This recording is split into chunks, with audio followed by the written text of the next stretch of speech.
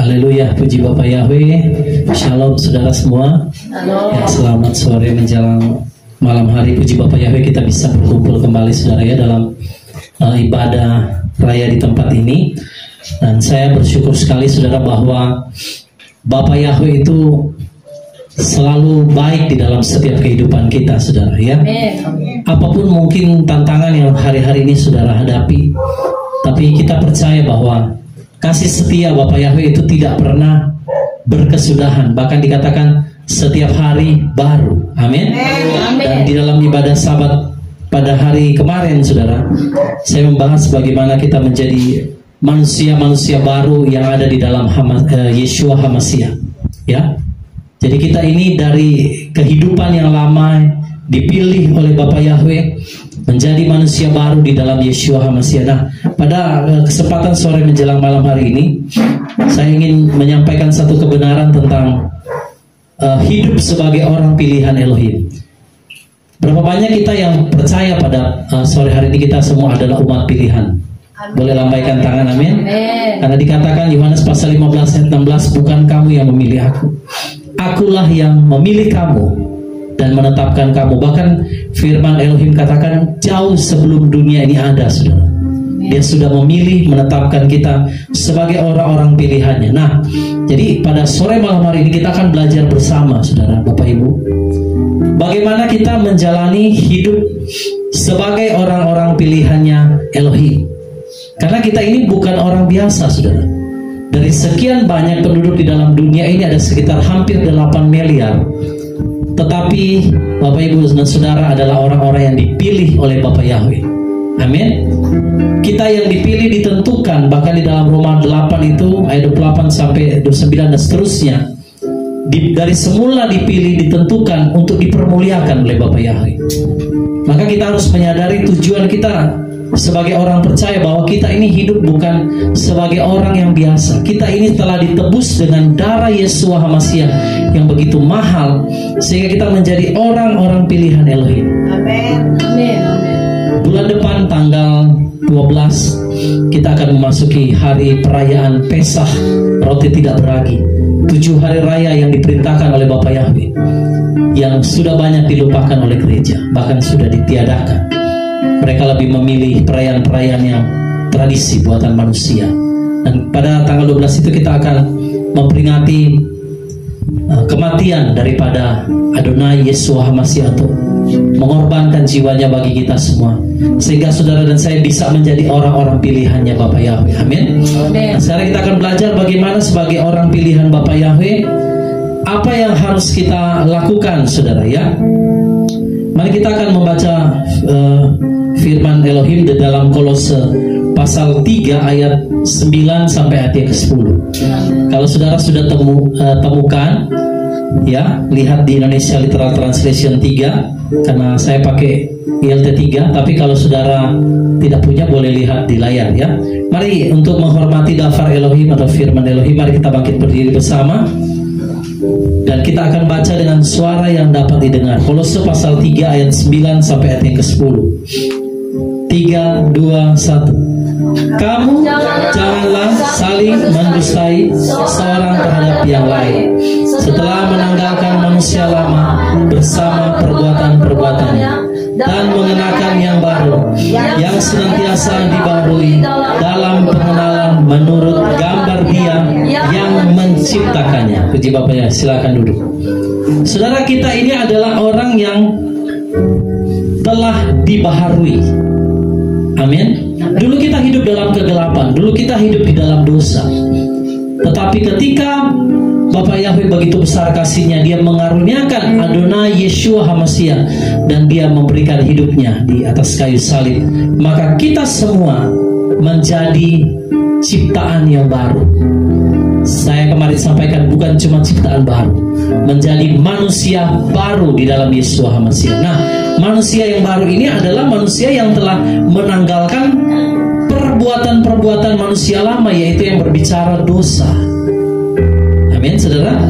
Dan mengenakan yang namanya manusia baru. Apa itu manusia baru? Yang kemarin saya sampaikan, manusia baru itu di dalam Yeshua HaMashiach, yang dikatakan senantiasa dibarui. Apa itu dibarui, saudara? Kalau kita beli handphone, di situ kan ada namanya perangkat lunak. Perangkat lunak itu sistem yang bekerja di dalam handphone. Nah, kalau sudah banyak aplikasi, biasanya handphone kita apa? Nge-lag, melemot, ya. Nah, itu handphone kasih saudara yang namanya sistem upgrade, diperbaharui kembali sistemnya supaya handphone kita bisa kembali jadi apa? Normal. Nah, manusia baru itu di dalam Yeshua HaMashiach harus senantiasa dibaharui setiap saat seperti sistem handphone itu. Diupdate terus lewat apa? Lewat kebenaran firman. Makanya kita perlu membaca daftar Elohim, firman Elohim setiap hari. Saudara, orang walaupun dia punya karunia yang luar biasa, kalau dia tidak punya pengenalan akan firman, dia akan menjadi apa, saudara? Kalau hidup mungkin dia punya karunia luar biasa tapi tidak baca firman, lama-lama bisa jadi nabi palsu, saudara. Karena apa? Selalu bernubuat, tetapi tidak ada dasar firman. Tapi kalau kita juga cuman, saudara, membaca, tidak hidup dipimpin oleh roh, kita juga menjadi ahli-ahli Taurat dan orang-orang Farisi. Jadi ada keseimbangan sebagai manusia yang diperbaharui, baik di dalam roh itu kita terus dibaharui lewat kebenaran firman. Amin, saudara. Itu yang namanya dikatakan manusia baru. Ya, dikatakan bahwa kita senantiasa mengenakan manusia baru yang dibaharui senantiasa. Berarti hari lepas hari kita harus dibaharui. Kalau hari ini kita mungkin masih suka emosi, marah, orangnya mungkin tidak sabaran. Nah, waktu seperti handphone ini di-upgrade sistemnya, kita harus menjadi mulai sabar, mulai menjadi orang yang lemah lembut, mulai tidak lagi emosian, saudara. Amin. Ya, jadi orang pilihan, saudara, ya, dikatakan mereka harus diperbaharui. Nah, diperbaharui di situ, saudara, di dalam bahasa aslinya itu anakaino, dalam bahasa Yunaninya. Apa itu anakaino? Anakaino itu memperbaharui atau membuat baru lagi. Seperti yang tadi saya bilang, sistem handphone itu. Jadi dibaharui hari lepas hari, sehingga kita dikatakan dalam Kolose 3 tadi, saudara, kita dibaharui dalam pengenalan menurut gambar Dia yang menciptakannya. Karena Bapa Yahweh berfirman begini, hendaklah engkau sempurna.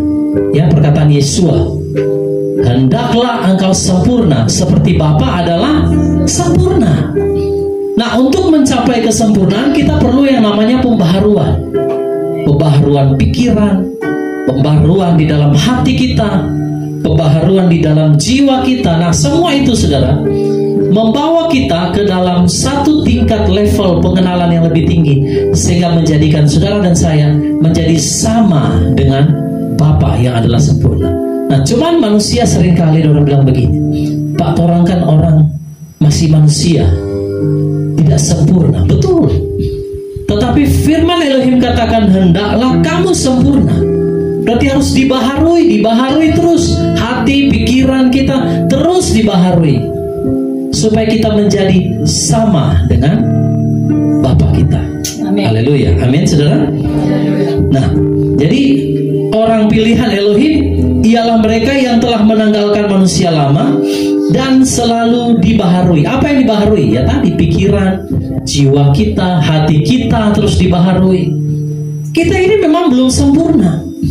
Kadang nubuatan kita juga tidak sempurna. Penglihatan kita juga tidak sempurna. Karunia-karunia yang kita punya juga tidak sempurna. Tetapi di dalam Elohim dikatakan kita terus dibaharui dari hari ke hari, supaya kita menjadi sama dengan Elohim. Amin, saudara. Siapa yang mau dibaharui hari lepas hari? Kalau hari ini kita masih orangnya suka marah, ya dibaharui lagi Bapak Ibu, supaya kita menjadi orang yang mudah mengampuni. Kita orang yang mudah tersinggung, dibaharui menjadi orang yang tidak mudah tersinggung lagi. Orang yang sulit memaafkan, mengampuni, menjadi orang yang paling mungkin sering memaafkan. Itu namanya dibaharui. Tapi kalau saudara perhatikan handphone, kalau dia sudah ada pembaharuan sistem, tapi saudara tidak memperbaharui handphone itu, dia pasti akan error. Dia pasti akan apa, saudara? Nge-lag, lemot, mungkin juga jadi kacau. Sama dengan manusia. Kalau kita nggak dibaharui lewat firman setiap hari, maka kita akan kacau, saudara. Itu sebabnya setiap orang pilihan Elohim, mereka harus menanggalkan manusia lama, lalu dibaharui hari lepas hari. Amin. Siapa yang mau dibaharui hari lepas hari? Amin. Saudara bilang sama kiri kanan, bilang begini, mari diperbaharui oleh firman setiap saat. Amin, saudara. Haleluya. Nah, sekarang pertanyaannya mungkin pada malam hari ini, bagaimana agar hidup kita terus dapat dibaharui setiap hari, kan begitu? Saudara sudah tahu, mungkin saya mau dibaharui Bapak ya, tapi bagaimana caranya supaya saya dibaharui menjadi sama seperti dengan Yeshua HaMashiach? Karena itu kerinduan kita, mau jadi sama dengan apa yang kita sembah. Bagaimana caranya supaya kita dibaharui? Nah, yang pertama ini, saudara, Kolose pasal 3 ayat yang ke-12. Ini hal yang pertama, bagaimana supaya kita dibaharui setiap hari, sehingga saudara dan saya menjadi satu manusia baru yang menurut gambaran daripada pencipta kita, yaitu Bapa Yahweh. Kolose pasal 3 ayat yang ke-12, mari sama-sama kita baca firman ini. 3, 2, 1. Oleh karena itu, sebagai orang-orang pilihan Elohim yang kudus dan yang terkasih, kenakanlah hati apa?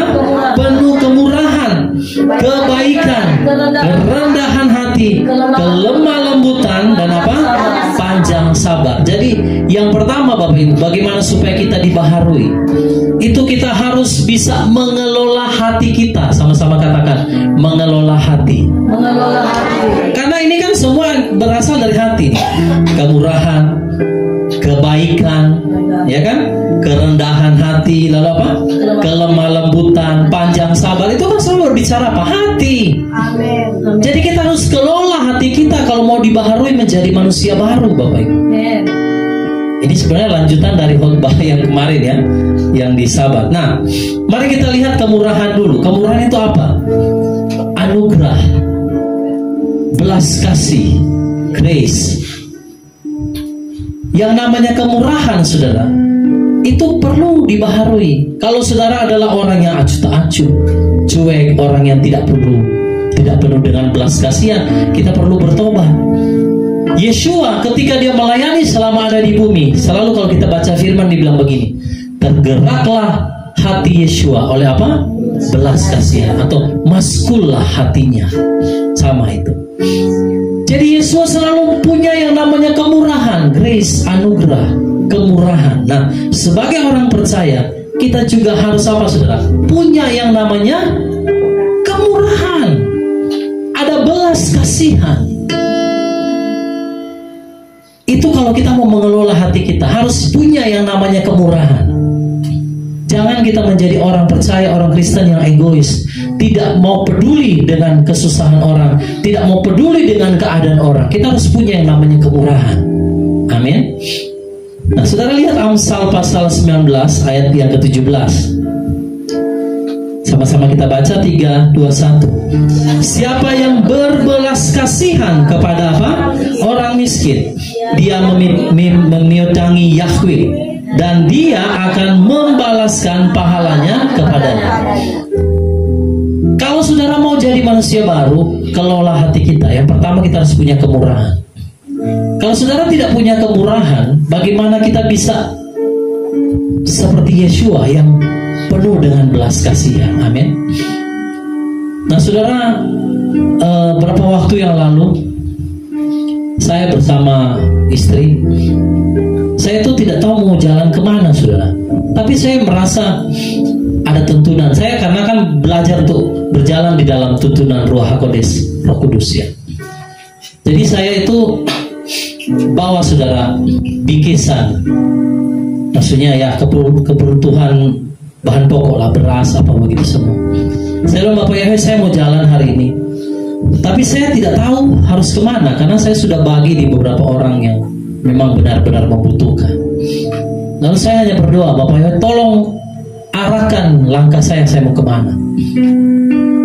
Tiba-tiba saudara, waktu lagi jalan, Roh Kudus hanya tuntut, pokoknya kamu belok kiri.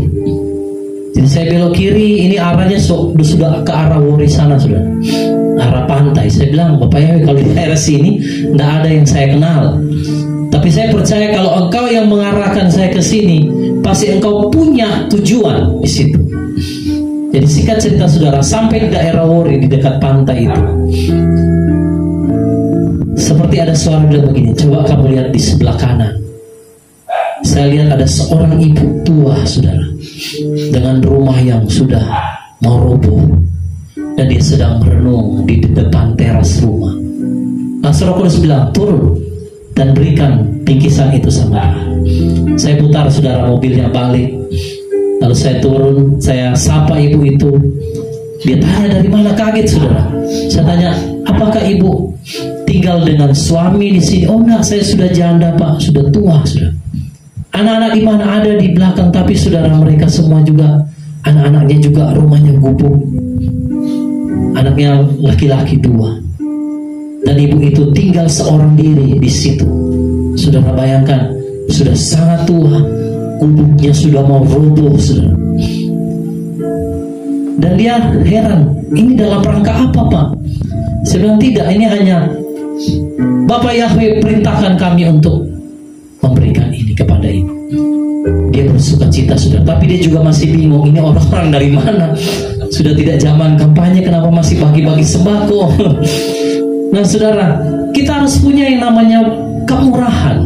Amen. Jangan saudara lihat ada orang susah tapi saudara cuek, acuh tak acuh. Nah Yeshua itu tidak punya karakter yang seperti itu.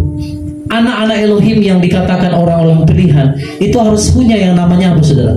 Kemurahan, karena firman Elohim katakan di sini, siapa yang berbelas kasihan kepada orang miskin, dia menyertangi Yahweh. Bapak Yahweh tidak mau punya hutang saudara. Tapi kalau saudara berbuat baik kepada orang, itu sama saja saudara, Bapak Yahweh berhutang sama saudara, dan dia pasti akan melunasinya. Amin. Amin. Jadi kita harus punya yang namanya kemurahan ini Bapak Ibu. Harus punya yang namanya belas kasihan. Amin. Setiap kali Ruach HaKodes menggerakkan kita, mungkin ada orang-orang terdekat, ada orang yang membutuhkan uluran tangan kita saudara. Mari kita punya yang namanya kemurahan. Dengan saudara berbagi, dengan saudara punya yang namanya kemurahan, itu saudara akan mendapatkan yang namanya sukacita. Memang betul firman Elohim katakan lebih berbahagia itu orang yang memberi daripada menerima. Mengapa Bapak Ibu? Saya setiap kali saya kasih saudara, saya rasa lega hati saya, dan saya rasa damai sejahtera luar biasa. Karena itu memang perintah Bapak Yahweh, punya yang namanya kemurahan.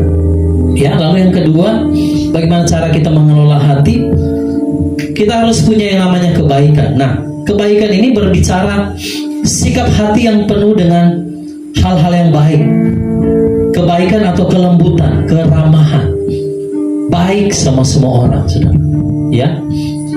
Tetapi ingat, kita harus tulus. Seperti apa? Merpati, tapi cerdik seperti ular, bukan licik. Ada yang Pak, kita harus tulus seperti merpati, licik seperti ular. Bukan. Baca lagi firmannya, cerdik seperti ular. Kalau licik itu konotasinya ke arah negatif, ya. Cerdik karena ular itu binatang yang cerdik. Kalau licik itu sudah maknanya negatif. Ya. Tapi makna cerdik itu artinya dia punya kepintaran atau kecerdasan, ya. Nah, yang dikatakan mengelola hati itu kita harus punya yang namanya kebaikan. Karena apa? Karena Bapak Yahweh mau kita punya hati yang baik, saudara. Itu berbicara kelembutan. Waktu saudara berbicara dengan orang lain, ketika saudara apalagi berbicara dengan orang yang tidak percaya, jangan sampai orang bilang, ah, anak-anak yang menyembah Bapak Yahweh tetapi kok kasar-kasar ya. Wah, anak-anak yang menyembah Bapak Yahweh tapi tidak punya kebaikan dalam hidup mereka. Kita akan menjadi batu sandungan. Coba lihat Filipi 4 ayat yang kelima, saudara. Ini manusia-manusia baru di dalam Elohim yang dipilih oleh Bapa Yahweh. Biarlah apa saudara?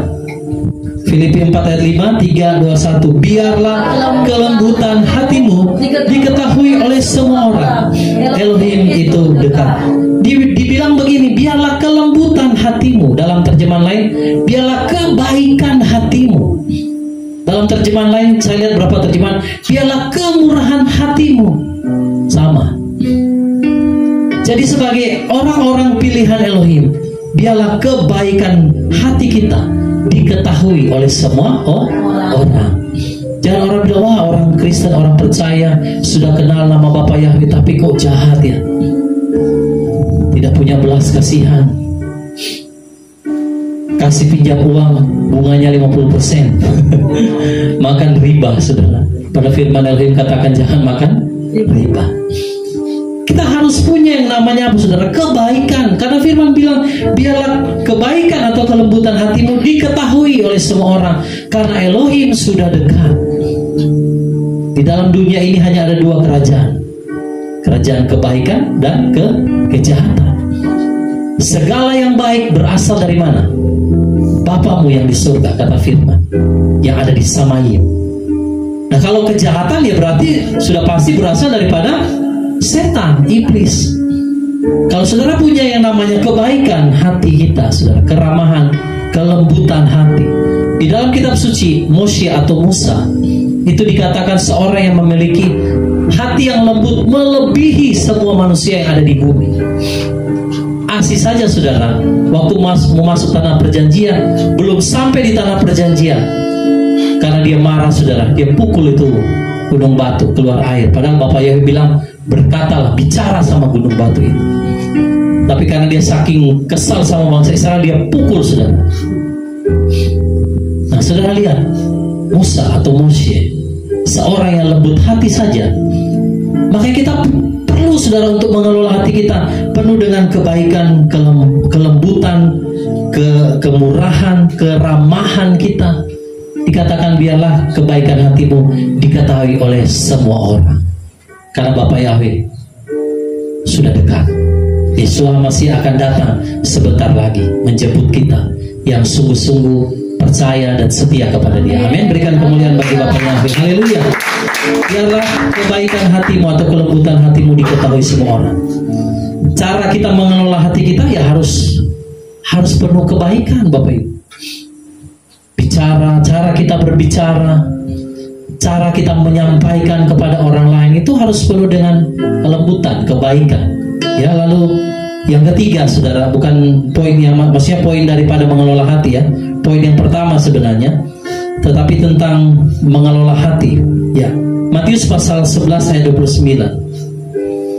3, 2, 1. Pikulah kuku atasmu dan belajarlah dariku, sebab aku lemah lembut dan rendah hati, dan kamu akan mendapatkan kelegaan bagi jiwamu. Yang ketiga, untuk bisa mengelola hati, tadi pertama kan kita harus punya kemurahan. Yang kedua apa? Kebaikan. Yang ketiga apa? Kerendahan hati. Bagaimana supaya kita bisa menjadi manusia baru? Saudara harus mengelola hatimu, harus punya yang namanya rendah hati, saudara. Kalau kita sombong, kalau kita merasa melebihi dari orang lain, kita merasa diri kita lebih penting dari orang lain, nah itu berarti kita bukan orang yang punya yang namanya kerendahan hati. Kadang saudara ada orang yang sudah salah pun dia susah untuk minta maaf. Yang namanya kerendahan hati, Bapak Ibu, itu adalah kuk yang Yeshua bilang, pikulah kuknya Yeshua, maksudnya kuk itu ya yang seperti kalau taruh di sapi, saudara. Dan belajarlah dariku, sebab aku apa? Lemah lembut dan rendah hati. Yeshua memberikan teladan bahwa kita juga harus satu kuk dengan Dia, yaitu kita harus memiliki yang namanya kerendahan hati, saudara. Seringkali kita diuji, saudara. Apakah ketika saudara mungkin dalam keadaan benar, tetapi orang mungkin menyalahkan saudara, padahal posisi saudara benar. Tapi seringkali kita diuji, apakah kita mau belajar untuk saudara, berendah hati, ya, Sekalipun orang mungkin memusuhi kita, sekalipun mungkin orang mungkin berlaku tidak baik terhadap kita, apakah kita memiliki yang namanya kerendahan hati? Saudara, kita di tempat ini, di kota Bitung ini kan Bapak Yahweh percayakan kita buka pos di sini. Dan puji Bapak Yahweh, ya kita semua bisa ada di tempat ini. Bapak Yahweh yang memberikan tempat ini, saudara, bagi kita semua supaya umat-umat pilihan Elohim itu bisa ada tempat ibadah. Nah, Dia mau semua kita, saudara, hidup di dalam apa? Kerendahan hati. Karena kalau kita nggak punya kerendahan hati, bagaimana orang yang melihat kita, saudara, sebagai anak-anak yang menyembah Bapa Yahweh dalam roh dan kebenaran, mereka melihat bagaimana hidup kita kalau hidup kita itu sombong, tidak punya kerendahan hati. Bagaimana kita bisa memenangkan jiwa dan membawanya kepada Bapa Yahweh? Itu nggak bisa, saudara. Kita harus miliki yang namanya apa? Kerendahan hati. Orang-orang yang rendah hati, saudara, dikatakan dalam firman Elohim, mereka akan memiliki bumi. Amin.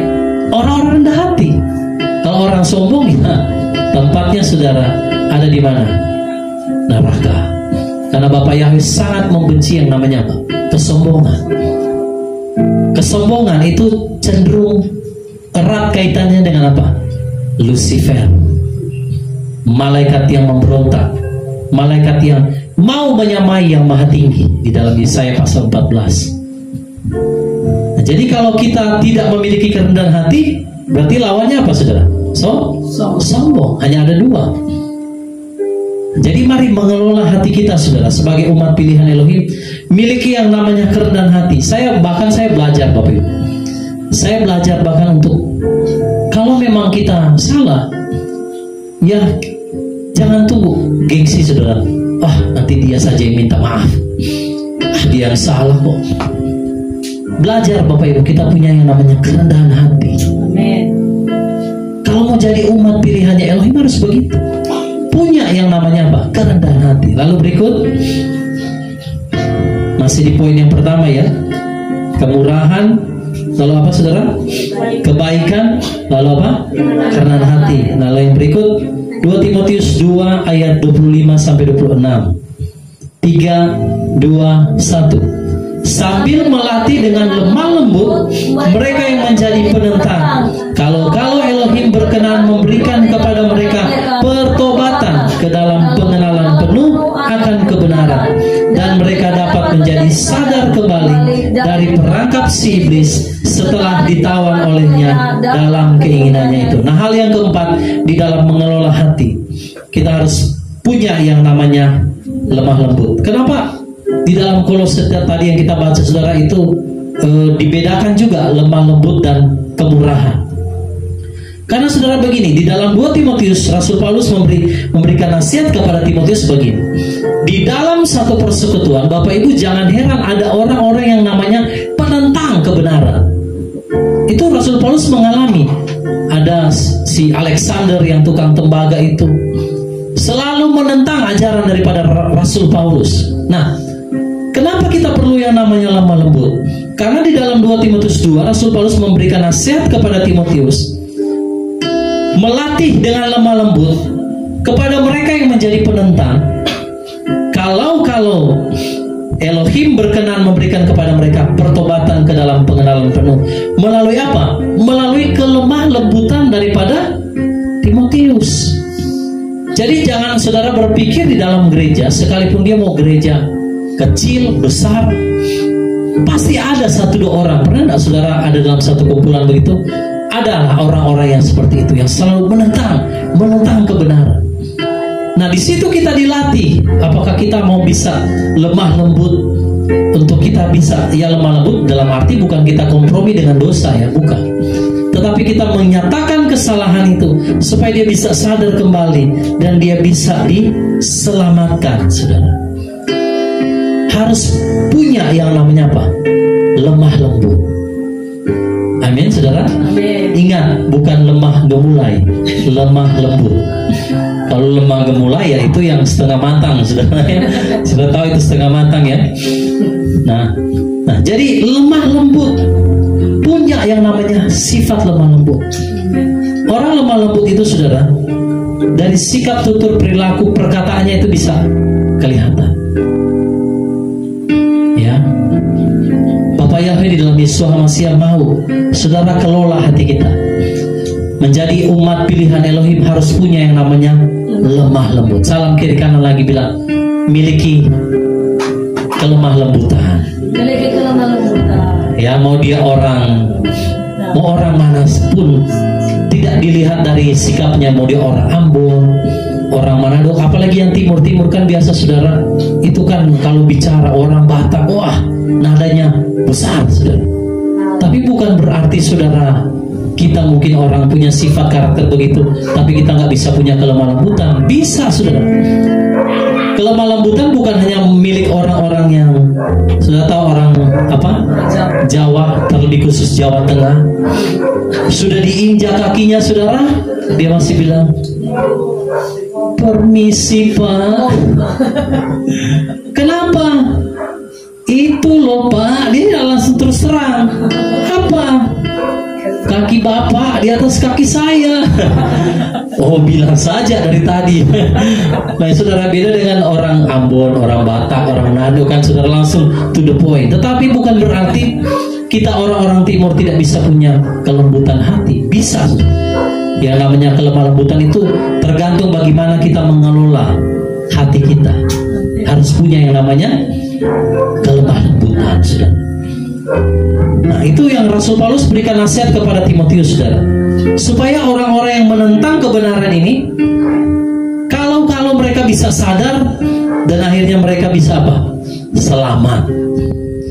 Ya, jadi memang dalam persekutuan itu ada kadang satu orang, dua orang.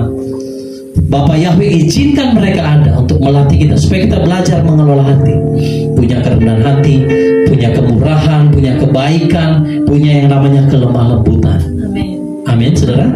Oke, yang berikut 2 Timotius 2 ayat yang ke-12. Bapak Yahweh mau saudara punya yang namanya panjang apa?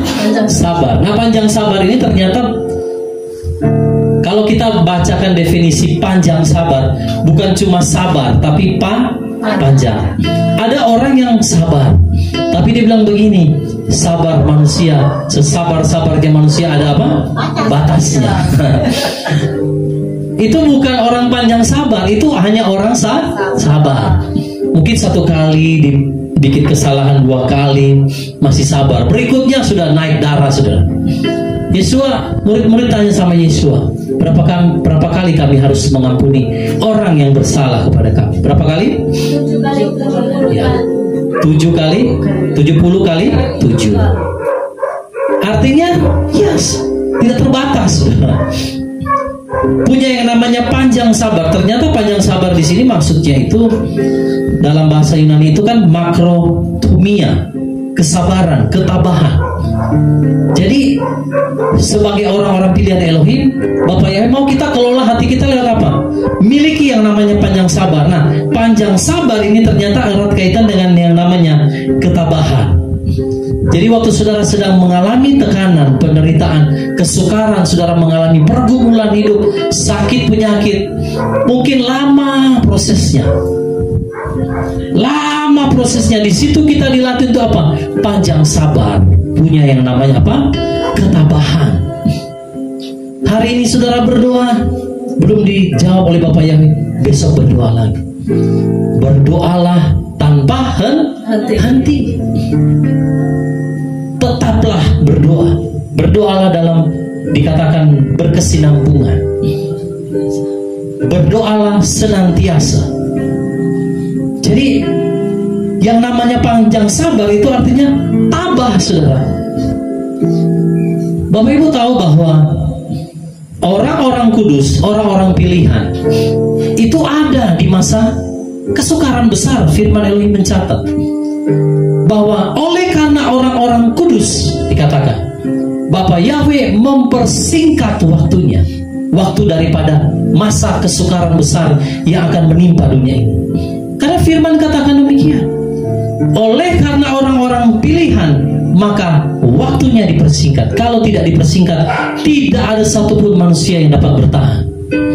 Karena nggak bisa jual beli, tidak bisa makan, saudara. Kalau saudara tidak punya tanda anti Hamasiyah 666. Nah, di situ kita diajar untuk apa? Punya yang namanya ketabahan, tabah menanggung segala sesuatu. Sebagai umat pilihan, kita harus belajar punya yang namanya panjang sabar. Nah, panjang sabar itu didapati dari mana? Ya, tabah.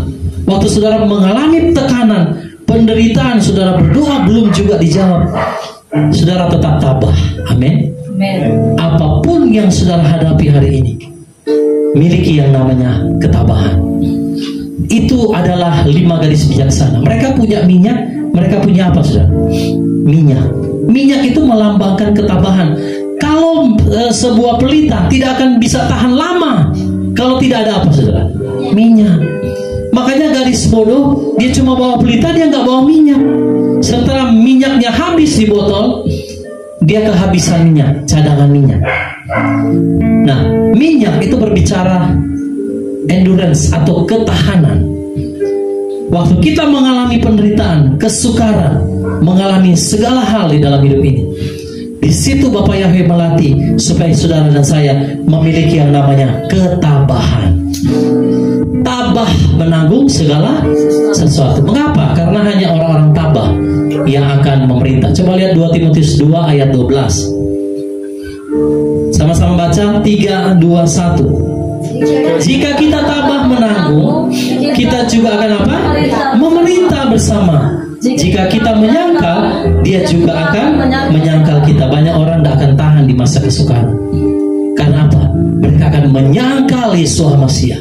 Sudahlah, saya tidak bisa jual beli, saya terima saja tanda anti Hamasiyah, atau yang orang kenal dengan antikris 666. Akhirnya dia terima, dan dikatakan apa, saudara? Barang siapa menyangkal, dia juga akan menyangkal kita di hadapan Bapa. Maka dari sekarang kita perlu melatih yang namanya ketabahan, saudara. Kalau Bapak Ibu mengalami yang namanya penderitaan dan kesukaran, mengucap syukur. Bapak Yahweh sedang melatih ketabahan kita. Seperti 5 gadis bijaksana yang selalu punya cadangan minyak. Ketika mempelai itu datang, sama-sama tertidur. Tetapi yang gadis bijaksana, dia punya minyak di dalam buli-buli. Artinya dia punya ketahanan. Sampai mempelai datang, pelitanya tidak menjadi padam. Tapi gadis bodoh, karena dia tidak mempersiapkan minyak, waktu mempelai datang, pelitanya sudah padam. Nah, jadi kita harus mengucap syukur. Kalaupun saudara ada yang saudara doakan belum dijawab oleh Bapak Yahweh, ya, puji Bapak Yahweh, lewat pelayanan kawan kecil ini juga, ya, kita kedatangan juga Ibu Hebron, ya. Selamat datang Ibu di dalam komunitas, ya, Persekutuan Doa Tower of Fire Ministry atau Menara Api. Ya, bagaimana tadi juga di awal juga Ibu cerita pergumulan di dalam keluarga. Saudara, itu Bapak Yahweh izinkan, karena dalam Roma 8 ayat 28 dikatakan bahwa Elohim turut bekerja dalam segala hal, mau baik mau buruk, untuk mendatangkan kebaikan bagi mereka yang mengasihi Dia, yaitu mereka yang terpanggil sesuai dengan rencananya. Jadi di situ Bapak Yahweh latih kita untuk memiliki yang namanya apa? Ketabahan, panjang sabar. Nanti akan ada waktunya ketika Bapak Yahweh memulihkan keadaan kita. Dikatakan seperti Bapak Yahweh memulihkan keadaan Sion. Orang yang menangis menabur benih akan pulang membawa berkas-berkas dengan apa? Bersuka cita. Ketika Bapak Yahweh memulihkan keadaan Sion, kita ini adalah Sion. Kita ini adalah Sion. Waktu Bapak Yahweh pulihkan keadaan kita, kita akan bersuka cita. Haleluya, berikan kemuliaan bagi Bapak Yahweh.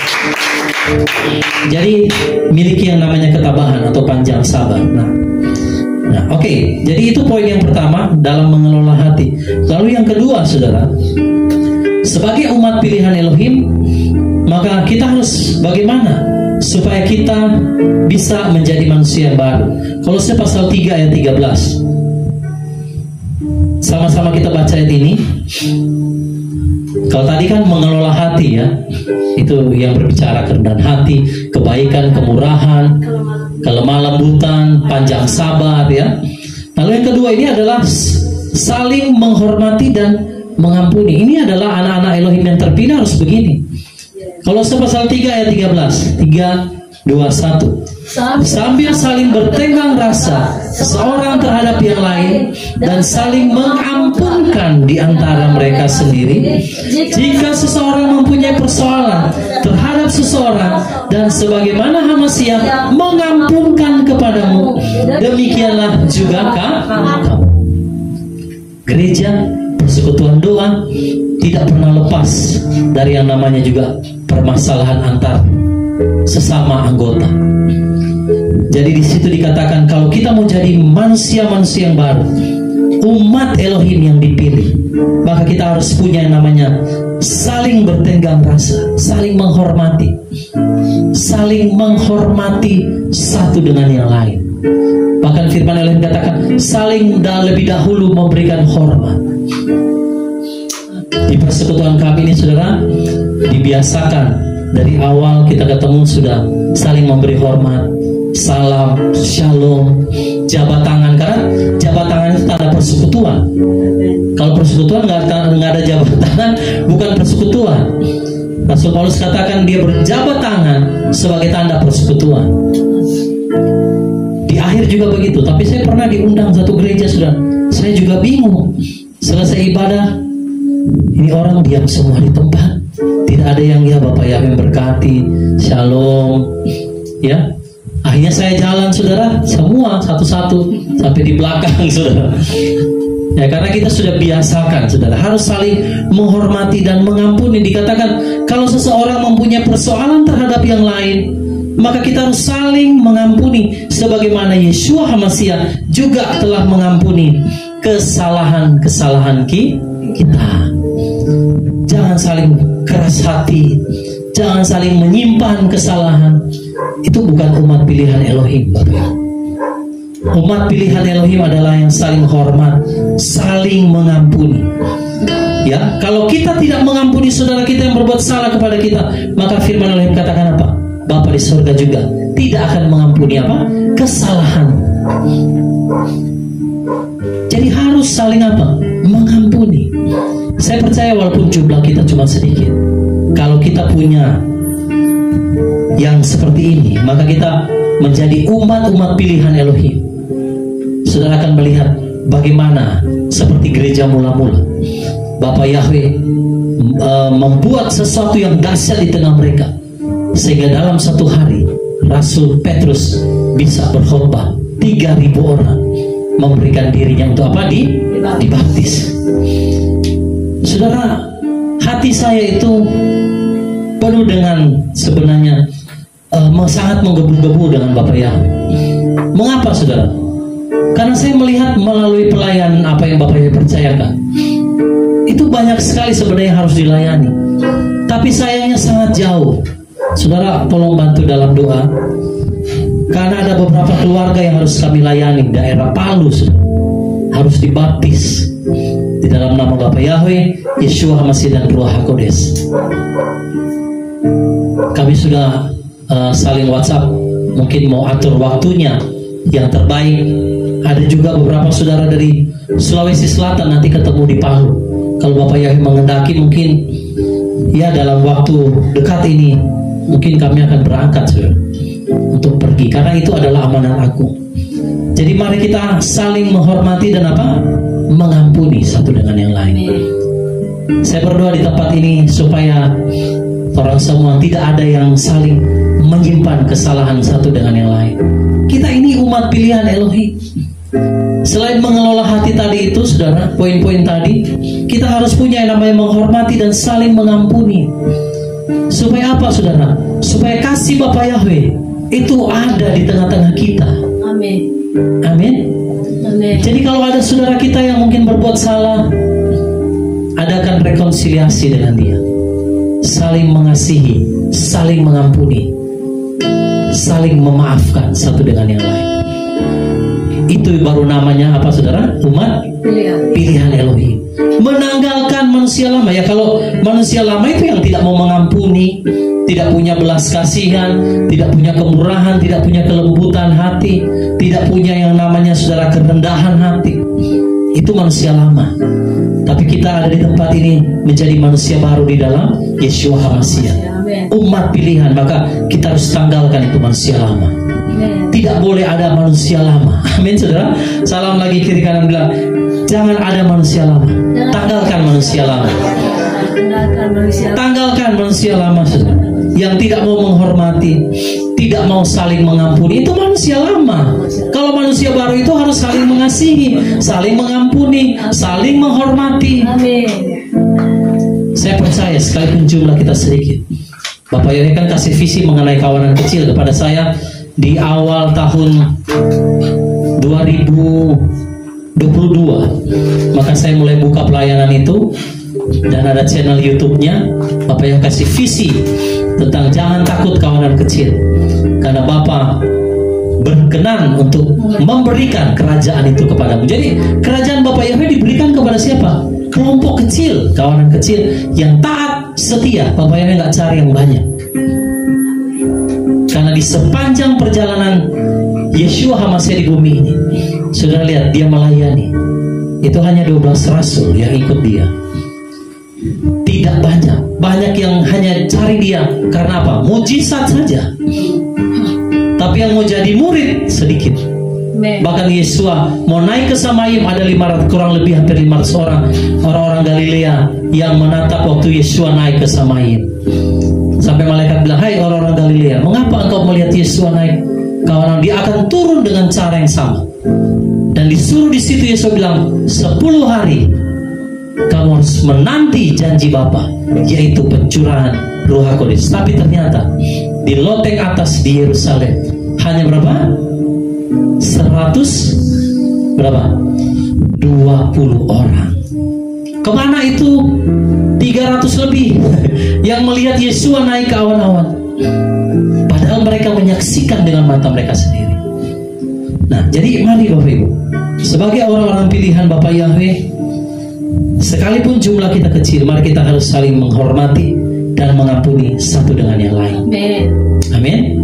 Kalau malam hari ini mungkin ada saudara, mungkin ada permasalahan dengan saudara kita yang lain, lakukan rekonsiliasi.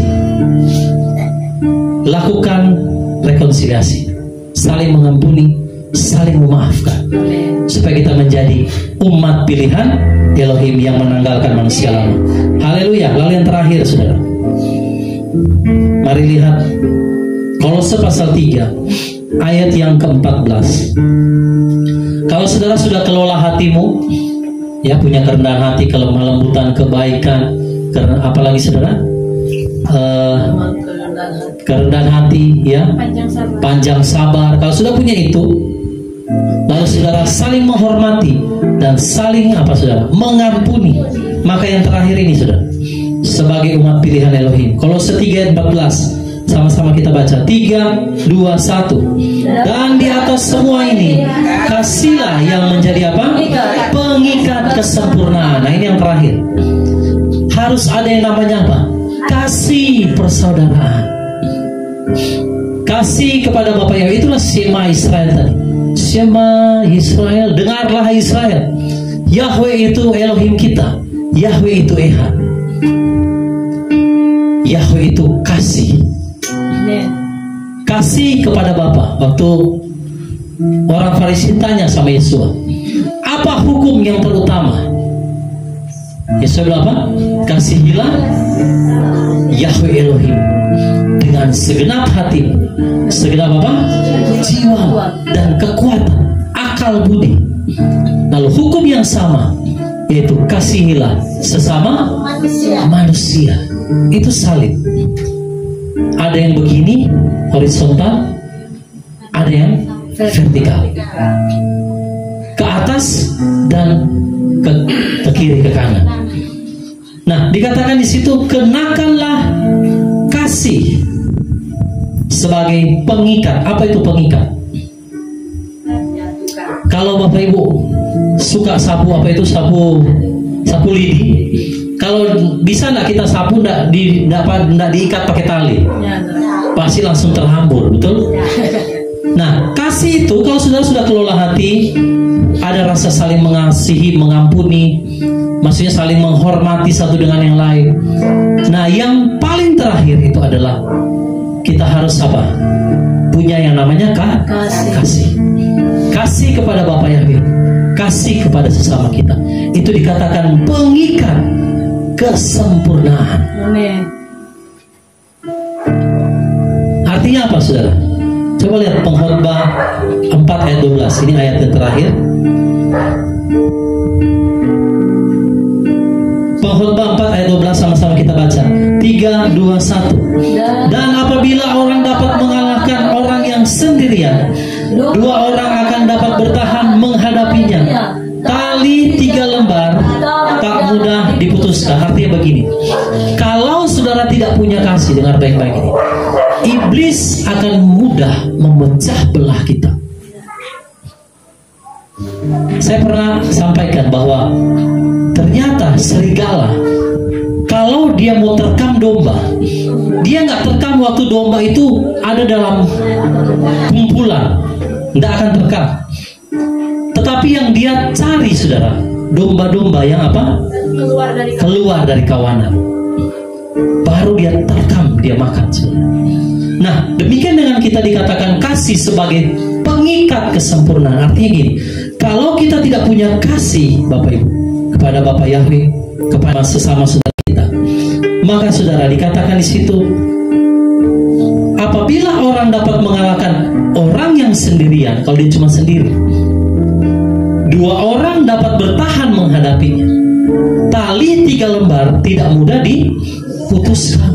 Artinya begini, kalau saudara tidak punya kasih, saling musuhan begitu kasarnya, saling tidak senang satu dengan yang lain, maka saudara akan dapat dikalahkan oleh iblis, diacak-acak sama iblis.